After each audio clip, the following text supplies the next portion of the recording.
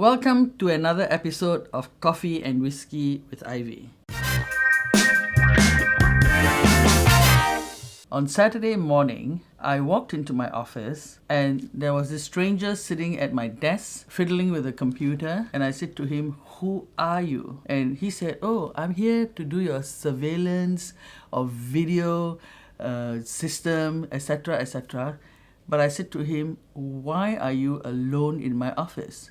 The point is, people do not take security seriously, and that is why I'm not surprised this happened. We always believe in cheaper, better and faster. So all the people who come to our businesses to install security equipment, surveillance equipment, computer equipment, etc.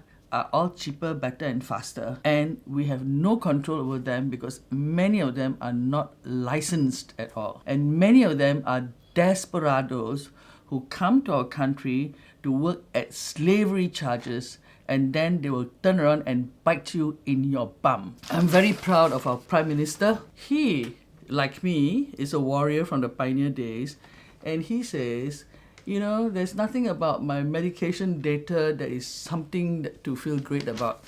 He's absolutely right. Even if the medical data showed that half his brain is missing, or if he has only one testicle, what difference does it make? He's still our Prime Minister. Auditor General flags lapses at ministries, government agencies. I cannot believe that this is happening again. If you read the newspapers as often as I do, and for as long as I do, you will know that this happens every year. And you know what is worse? Nobody has been fired. You know, if this happened in a private company, especially an MNC where the guy is paid highly, the head will be fired. The most worst part of this scenario is late payments, because they owe the contractors and they have not paid the contractors 13.61 million. Now, those highly paid brain-dead idiots are being paid their salaries every day, and these poor contractors and their families are starving. That is the crunch that the government should look at. Why is it that our government departments are owing contractors so much money and making them suffer and close down? Because every contractor employs many other little contractors. So Auditor General, I think you should even look further than just the lapses. You should fire some of those highly paid, brain-dead people sitting in the air-conditioned office. This headline stunned me. Flux owes shareholders 1.17 billion. I'm shocked to read it because the people are owed actually 2.95 billion. Now, how did this happen? Our authorities should seriously look at how this happened, because the people who buy the shares and buy the bonds and are the ordinary people on the street. What companies are we allowing to come to our country, start an IPO, and screw our own people? You know, I am a dinosaur. I have never had an ATM card in my life because my mother was my one ATM card and my husband is my other ATM card. I'm not against technology. I am against rushing it before we really know how it works and how to protect the users. Our Minister of Health was harping about how chatbots are going to be used for smarter healthcare. He is even so hyped up about chatbots that people will type in their basic information such as their symptoms and medical history, can even prioritize seriously ill patients and things like that. There is too much talk about tech. There is not enough thinking. It is time for our minister to get to the ground level and see what is the real problem in our healthcare system. Growing up exposed to drugs. CNB officers have come across kids and pregnant women in drug dens. This is Singapore, not in some third or fourth world countries, This is in our high-class globalized city. How come this kind of thing cannot be eliminated? Is it because it's such a big problem that we cannot control it?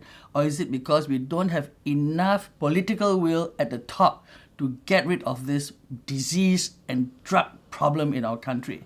Or is it because we don't care enough? This news that this e-scooter rider has been given a detention order is not really good news for me, because it's not about locking up this poor boy who was riding his scooter. The problem is the article next to it, the woman was hit by his e-scooter. This scooter rider had knocked down this poor woman who is going to help support her now. Her husband only earns $2,500 and she has to spend about $2,000 a month. So who makes up for the difference? What insurance can she fall back on? In the old days, it was usually the old guy who rides a bicycle in the kampong and not great speed because the roads are so rocky you can't go fast anyway. Nowadays, you see young people riding the bicycle and they ride very fast and they don't care about people around them. What sort of rules and regulations have we got for these e-scooters, personal mobile devices, and even bicycles? Because when they hit you, you can end up in hospital. If you die, it's not a problem. Your problems are over. But if you are injured, like this poor lady, then who pays for the insurance? It is time the authorities who is in charge of transport in Singapore, is it the Minister of Transport or the LTA chairman, they should sit down and do a good job, right? Understand what's happening on the ground. People are being hit by such devices which can maim you and even kill you, and they are not covered by insurance. Beauty queens of hearts. I read this closely and found it very heartwarming. They know their background, they speak about their background, they're not shy about it, and because of their background, they're taking the extra step to help the poor people in our community. I'm very touched by your personal stories. Do come by to Bollywood Veggies to meet me so that I can give you all a kiss each. Another top of the news, but this is about sports. Well, people will look at this and think, wow, France won, how great. But when I look at this with the eyes of an ex-president of the Singapore Netball Association, I see the aeroplane Air France on there. You see, these countries really support their people. When I was president of Netball Singapore and we had to fly overseas to participate in, say, the Asian Champs, etc., we had to fly on another airlines because Singapore Airlines was too mean to fly us free, but we didn't expect free.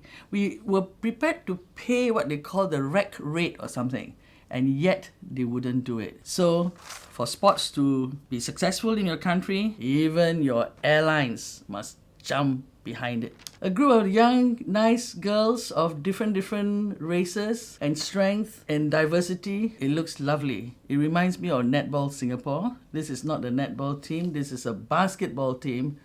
But I think they will do well. Not because they're girls, but because they got diversity, and that creates strength.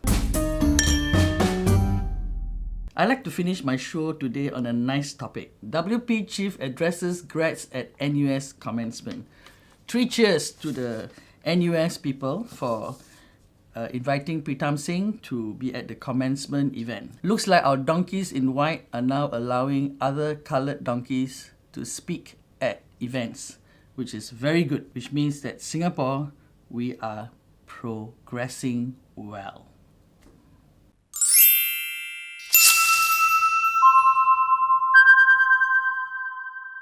Thank you for watching my show again. I'm happy to inform you that I finally found the perfect bra made in Taiwan and only $25.